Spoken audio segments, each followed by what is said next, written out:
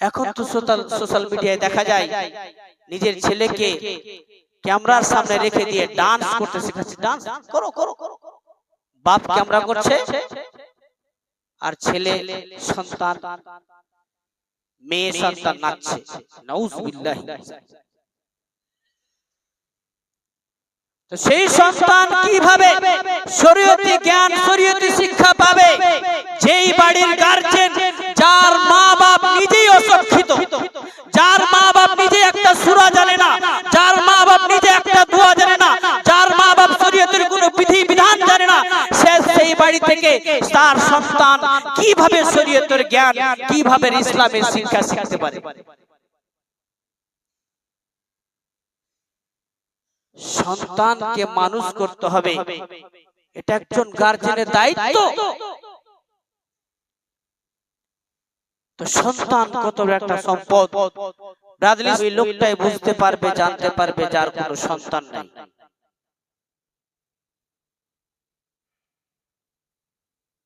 যার কোনো ছেলে কিংবা মেয়ে নেই,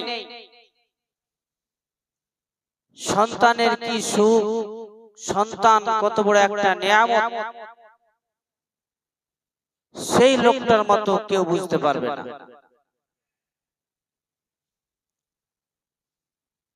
ব্রাদার ইসলাম, সেই সন্তান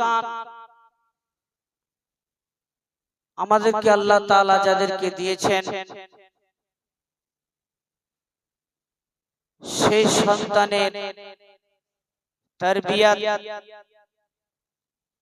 সেই সন্তানের সমস্ত কিছু ভালো দিকটা তার দায়িত্ব হচ্ছে তার মা এবং বাবা।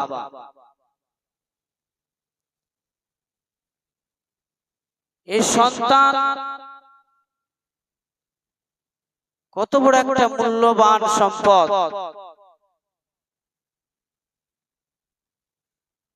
আল্লাহ পাকের নবী জনাব মুহাম্মদুর রাসূলুল্লাহ সাল্লাল্লাহু আলাইহি ওয়াসাল্লাম বলছেন, যখন তোমাদের কারোর বাড়িতে সন্তান জন্মগ্রহণ করবে,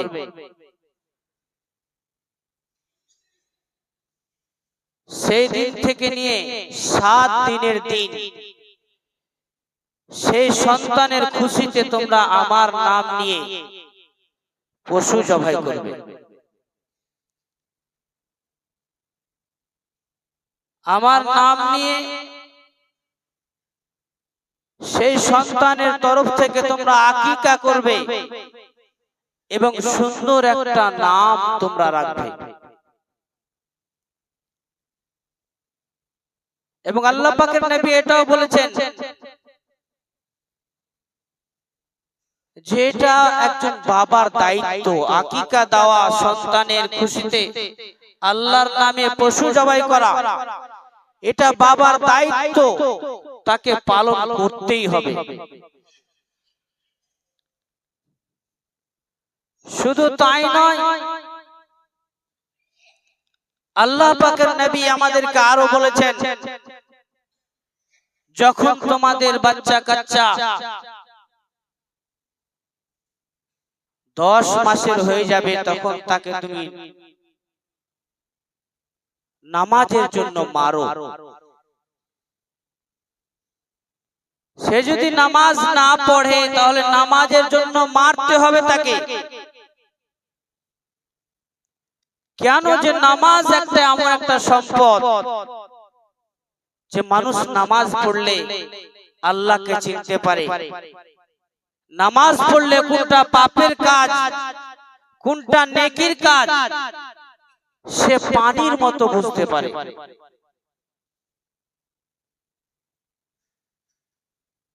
ব্রাদার ইসলাম, এই সন্তান এমন একটা সম্পদ। আপনাদেরকে একটা বুঝাই, ইব্রাহিম আলাইহিস সালামের ঘটনা আমাদের সকলেরই জানা আছে। যে ইব্রাহিম আলাইহিস সালামকে তার দেশের লোকেরা যখন তাকে গ্রাম ছাড়তে বাধ্য করলো, এমনকি তাকে আগুনে ফেলা হলো। সমস্ত কিছু যখন তিনি ছেড়ে দিলেন, ছেড়ে দেওয়ার পরে আল্লাহর কাছে ইব্রাহিম আলাইহিস সালাম কিছু চান না। চান কি? কথাগুলো আমার দিকে খুব ধ্যান করে শুনেন, মা বোনদেরকে বলছি। ইব্রাহিম আলাইহিস সালাম যখন গ্রাম ছাড়ছেন, নিজের পরিবারের প্রত্যেক লোককে ছাড়ছেন, বাড়ি ঘর ছাড়ছেন, সম্পদ ছাড়ছেন, সব কিছু ছেড়ে দিয়ে তিনি যখন রাস্তাতে চলছেন, আল্লাহর কাছে কোনো শিকায়েত করেননি, আল্লাহর কাছে কিচ্ছু চাইনি। একটাই শুধু চেয়েছিলেন, সেটা হচ্ছে সন্তান। ইব্রাহিম আলাইহিস সালাম আল্লাহর কাছে বলেছিলেন, রব্বি হাবলি মিনাস সলিহিন, হে আমার রব, হে আমার প্রতিপালক, আল্লাহ গো, তুমি আমাকে একটা সুসন্তান দান করো। ইব্রাহিম আলাইহিস সালাম অনেক কিছু চাইতে পারতেন। নবীর দোয়া আমরা জানি আল্লাহ তাআলার কাছে কারেন্টের মতো কবুল হয়। সমস্ত কিছু ধূলিসাৎ হয়ে গেল, তারপরে তিনি চাইছেন কি? একটা নেক সন্তান, ভালো সন্তান। ব্রাদার ইসলাম, মা বোন, আমাদেরকে ভাবতে হবে এই আয়াত থেকে, ইব্রাহিম আলাইহিস সালামের দোয়া থেকে, যে সন্তান কত বড় একটা আমাদের জন্য সম্পদ। শুধু তাই নয়, হযরত ইব্রাহিম আলাইহিস সালাম নিজের সন্তানের জন্য আবার দোয়া করছেন, রব্বানা ইন্নী আসকানতু মিন যুররিয়াতি বিওয়াদিন গায়রি জি যারইন ইনদা বাইতিকাল মুহাররাম রব্বানা লিকিমুস সালাতা ফাজআল আফইদাতাম মিনান নাসি তাহবি ইলাইহিম ওয়ারযুকহুম মিনাস সামারাতি লাআল্লাহুম ইয়াশকুরুন। হযরত ইব্রাহিম আলাইহিস সালাম সমস্ত কিছু ত্যাগ করে তিনি যে 3-4টি দোয়া আল্লাহর কাছে চেয়েছিলেন, সেই সমস্ত দোয়াতে নিজের ছেলের জন্য, নিজের সন্তানের জন্য তিনি চেয়েছিলেন, আল্লাহ গো, তুমি আমার সন্তানকে নামাজি বানাও, আমার সন্তানের খাওয়া দাওয়ার ব্যবস্থা করো। তিনি অন্য কিছু চাইতে পারতেন, কিন্তু চাননি। তাহলে আমাদেরকে বুঝতে হবে যে সন্তান কত বড় একটা আমাদের জন্য সম্পদ। সন্তান এমন একটা জিনিস, লোকমান হাকিম রাহিমাহুল্লাহ একজন সৎ লোক ছিলেন, এত সৎ লোক ছিলেন, তার সততার জন্য আল্লাহ তাআলা তার নাম নিয়ে কোরআনে আয়াতে তার নাম নিয়ে তার কথা বর্ণনা করছেন। কি বর্ণনা করছেন? ওয়াইয ক্বালা লুকমানু লিবনিহি ওয়া হুয়া ইয়াইযুহু ইয়া বুনাইয়া লা তুশরিক বিল্লাহ ইন্নাশ শিরকা লাযুলমুন আযীম। আল্লাহ তাআলা লুকমান হাকিমের কথা নিজের পবিত্র কোরআনের মধ্যে বলছেন। লুকমান হাকিম যখন নিজের ছেলেকে শিক্ষা দিচ্ছেন, ইয়া বুনাইয়া লা তুশরিক বিল্লাহ, হে আমার সন্তান তুমি কখনোই আল্লাহর সঙ্গে শিরিক করবে না। ইন্নাশ শিরকা লাযুলমুন আযীম, কেননা শিরিক করাটা হচ্ছে বিশাল বড় মহাপাপ। সন্তানকে লোকমান হাকিম এমন শিক্ষা দিলেন যে আল্লাহ তাআলা আনন্দ হয়ে, তার উপরে খুশি হয়ে, তার নাম নিয়ে কোরআনের আয়াত ঘোষণা করে দিলেন এবং সারা বিশ্বের মুসলমানকে, সারা বিশ্বের মুসলমান নর নারীকে জানিয়ে দিলেন, হে মুসলমানেরা, তোমরা সর্বপ্রথম তোমরা নিজের সন্তানকে আমার শিক্ষা দিবে, আমি এক, আমার শিক্ষা দিবে, যে মতো লোকমান হাকিম নিজের সন্তানকে শিক্ষা দিয়েছে। ব্রাদার ইসলাম, সন্তানকে শিক্ষা দেওয়া আমাদের কর্তব্য এবং ফরজ। সন্তানকে সুশিক্ষা দিতে হবে,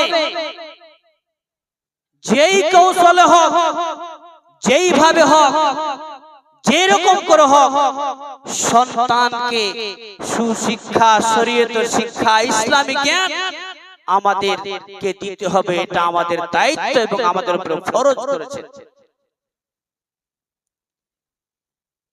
আজ একটা সন্তান সব কিছু বলতে পারে, একটা গান বলছে, ছোট্ট সন্তান এমন গান মুখস্থ হয়ে গেছে তার মুখ থেকে একটু আড় হয় না।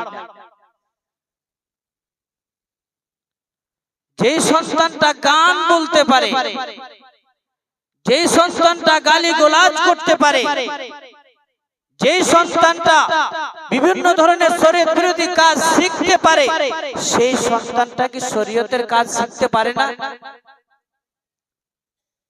সেই সন্তানটা কি কোরআনের আয়াত মুখ থেকে উচ্চারণ করতে পারে না? পারে না কেন? কেন পারে না? আমাদের ছেলে যদি গান মুখস্থ করে বলতে পারে, একটা সূরা কেন মুখস্থ করতে বলতে পারবে না? পারে না কেন? কে তাকে গান শিক্ষা দিল? কে তাকে গান শিখিয়ে দিল? কেন তার মুখ থেকে গান আজকে বের হচ্ছে? এর দায়িত্ব কে? দায়িত্ব সেই কচি সন্তান, ফুটফুটে সন্তান নয়, দায়িত্ব হচ্ছে তার মা বাপ। যেই মা বাপের ঘরে থেকে সেই সন্তান গান শিক্ষা করেছে। গান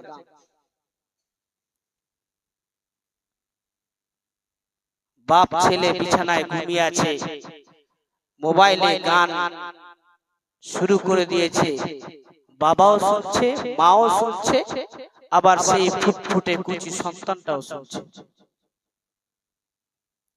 ও আমার মা বোনেরা, ভাই বাপনেরা আমার, সেই বিছানায় যদি আপনার মোবাইলে যদি আলহামদুলিল্লাহি রাব্বিল আলামিন আর রহমানির রহিম মালিকি ইয়াউমিদ্দিন ইয়াকা না'বুদু ওয়া ইয়াকা নাস্তাঈন ইহদিনাস সিরাতাল মুস্তাকিম সিরাতাল লাযীনা আন'আমতা আলাইহিম গায়রিল মাগযুবি আলাইহিম ওয়ালাদ-দাল্লিন,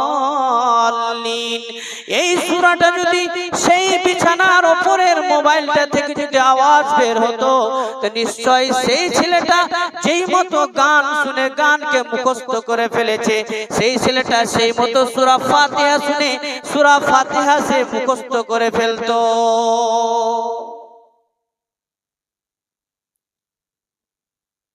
ঠিক না বেঠিক বললাম কথা? গান শিক্ষা দিল কে?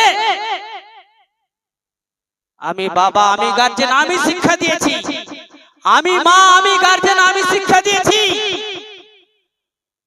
এখন তো সোশ্যাল মিডিয়ায় দেখা যায় নিজের ছেলেকে ক্যামেরার সামনে রেখে দিয়ে ডান্স করতে শেখাচ্ছে। ডান্স করো করো করো, বাপ ক্যামেরা করছে, আর ছেলে সন্তান মেয়ে সন্তান নাচছে, নাউযুবিল্লাহ। তো সেই সন্তান কিভাবে শরীয়তি জ্ঞান শরীয়তি শিক্ষা পাবে? যেই বাড়ির গার্জিয়ান যার মা বাপ নিজেই অশিক্ষিত, যার মা বাপ নিজে একটা সূরা জানে না, যার মা বাপ নিজে একটা দোয়া জানে না, যার মা বাপ শরীয়তের কোনো বিধি বিধান জানে না, সেই বাড়ি থেকে তার সন্তান কিভাবে শরীয়তের জ্ঞান, কিভাবে ইসলামের শিক্ষা শিখতে পারে?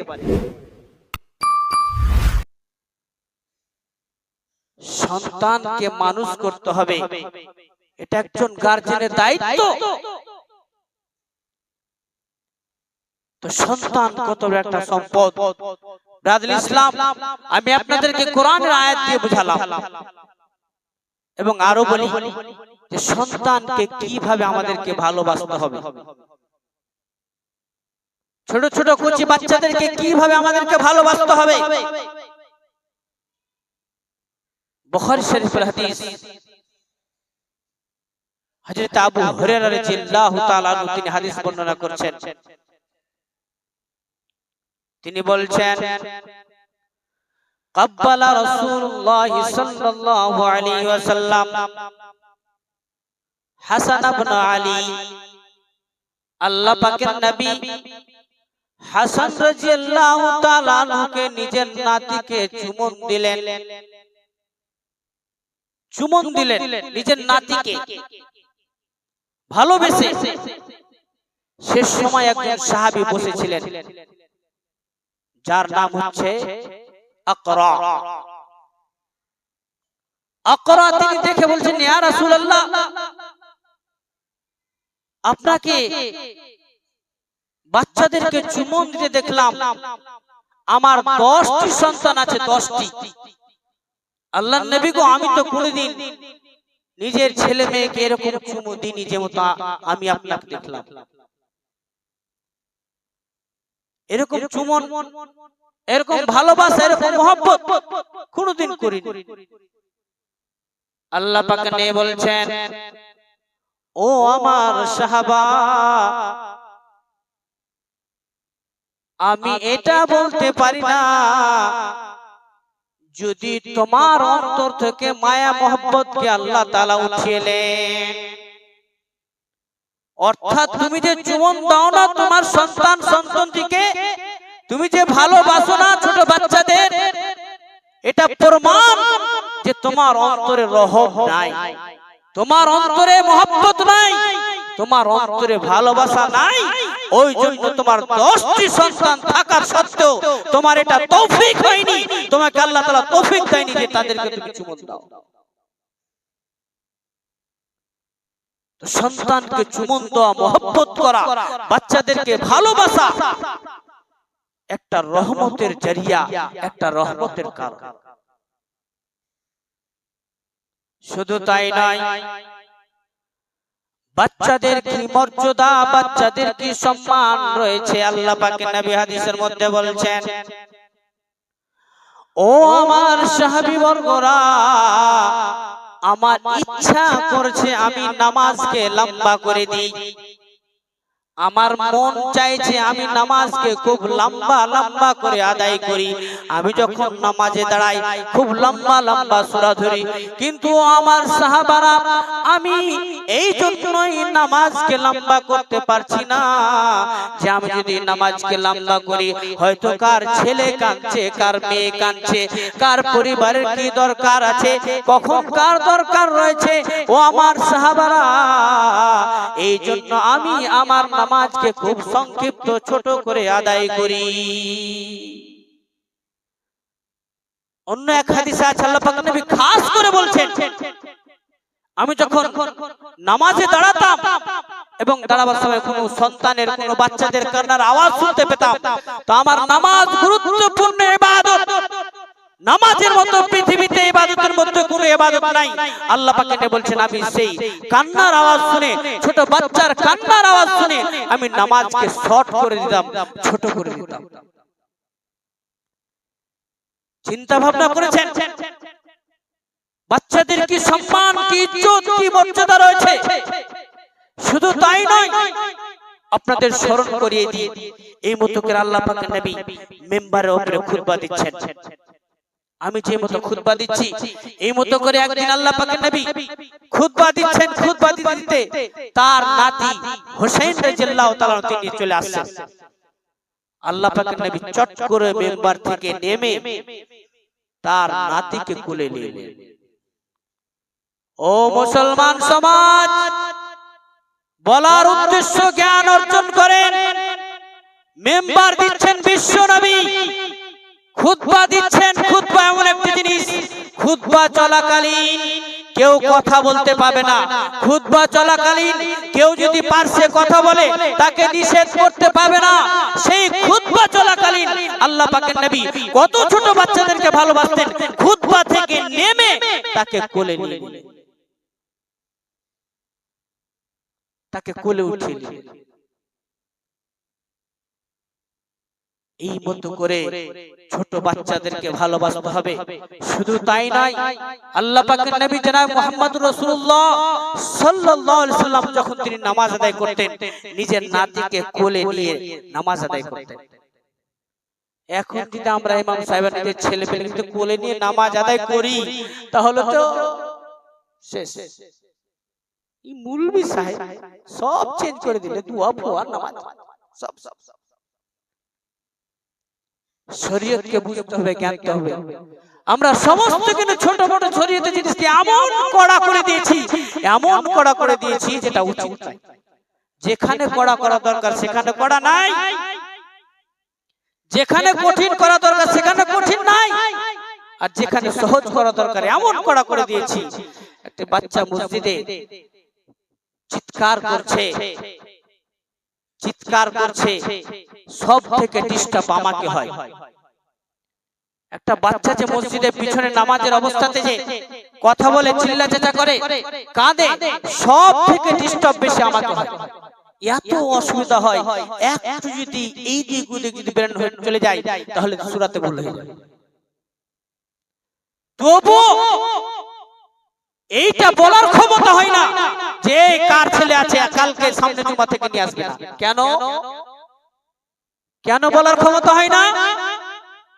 এই যে তিন চারটা ঘটনা যে আপনাকে শোনালাম, যে আল্লাহ পাকের নবী নিজের নাতিকে কোলে করে নিয়ে নামাজ পড়েছেন এবং এমন কি তার জন্য সিজদাও লম্বা করেছেন। সিজদা পিঠের উপরে চড়ে গেছে, সিজদায় আছেন, পিঠের উপরে চড়ে আছে। আল্লাহ পাক নেই ভাবছেন আমি যদি উঠি সিজদা থেকে তাহলে তো আমার নাতি পড়ে যাবে, আমার নাতি পড়ে যাবে। সিজদাকে লম্বা করে দিলেন, যতক্ষণ না তার নাতি নিজের পিঠ থেকে নিচে নেমেছে ততক্ষণ তিনি সিজদাতে থাকলেন, এবং যখন নেমেছে বাচ্চাটা তারপরে তিনি সিজদা থেকে নিজের মাথাটাকে উঠালেন। ও মুসলমান, বাচ্চাদের কতটা ভালোবাসতে হবে একটু এই হাদিসগুলো থেকে নিজের জ্ঞান, নিজের চিন্তা ভাবনা করেন, আপনি এটাই বুঝতে পারবেন বাচ্চারা কি।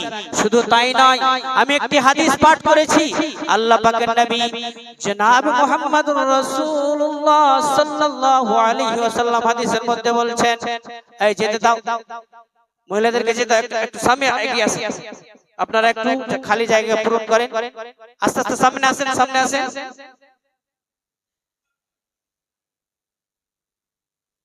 চলে আসেন আস্তে আস্তে। তো বলছিলাম আল্লাহ পাক নিয়ে বলছেন রুফিআল কালাম আন সালাস, আমার দিকে লক্ষ্য করেন, রুফিআল কালাম আন সালাস। আল্লাহ পাক নিয়ে বলছেন তিন ধরনের মানুষ থেকে আল্লাহ তাআলা কলমকে উঠিয়ে নিয়েছেন। তিন ধরনের মানুষ থেকে আল্লাহ তাআলা কলমকে উঠিয়ে নিয়েছেন, তার মানে সেই তিন ধরনের মানুষের নামে কোন রকমের পাপ লিখা যাবে না, পাপ লিখা যাবে না। এই কথাটা থেকে, হাদিস থেকে বোঝা যায় যে আল্লাহ তাআলা যে আমাদের পাপ লিখছেন, নেকি লিখছেন, কলম দিয়ে লিখছেন। কি দিয়ে? কলম দিয়ে লিখছেন। এবং তিনি বলছেন তিন ধরনের মানুষের কোনো পাপ লিখা যাবে না, তাদের থেকে কলমকে উঠিয়ে নেওয়া হয়েছে। সেই তিনজন কারা কারা? আল্লাহ পাক নিয়ে বলছেন আনিন নাইমি, ঘুমন্ত ব্যক্তি যারা ঘুমিয়ে থাকে, ঘুমন্ত অবস্থায় কোন যদি পাপ কাজ করে ফেলে আল্লাহ পাক নিয়ে বলছেন তার পাপ কাজ লেখা হয় না। আচ্ছা না, অনেক মানুষ ঘুমিয়ে আছে, বাড়ি থেকে বেরিয়ে গেল, ঘুমিয়ে আছে, কোথায় চলে গেল, অনেক কাজ করে ঘুমন্ত অবস্থায়। এই ঘুমন্ত অবস্থায় যদি কোনো পাপ কাজ করে তাহলে তার পাপ লেখা হয় না। নাম্বার 2, ওয়ানিস সাবি, দ্বিতীয় নম্বরে আল্লাহ পাক নবী বলছেন সেটা হচ্ছে কচি সন্তান, নাবালক ছেলে, নাবালক সন্তান যার বুদ্ধি নাই, জ্ঞান নাই, সে বালেগ হয়নি, তার যতদিন না বালেগ হয়েছে, বালেগ হওয়ার পূর্বে যা কিছু পাপ কাজ করবে তার কোনো গুনাহ লেখা হয় না।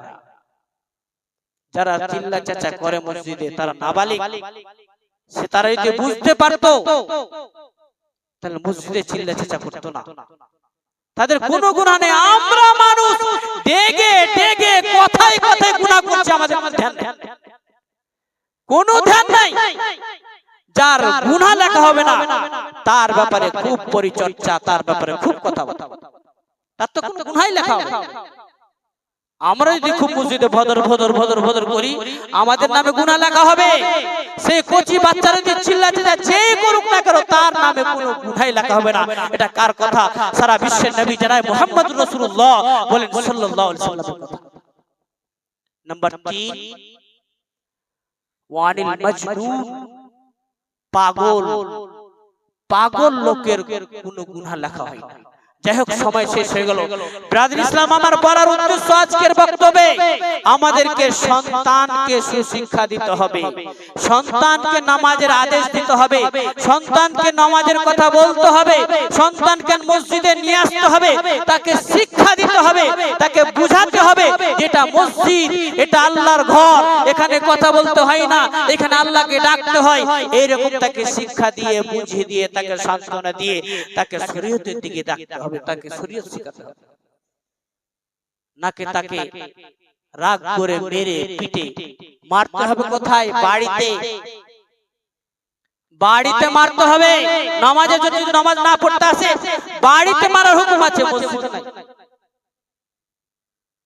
আল্লাহ পাক আমাদের সকলকে বুঝার তৌফিক দান করেন বলে আমিন।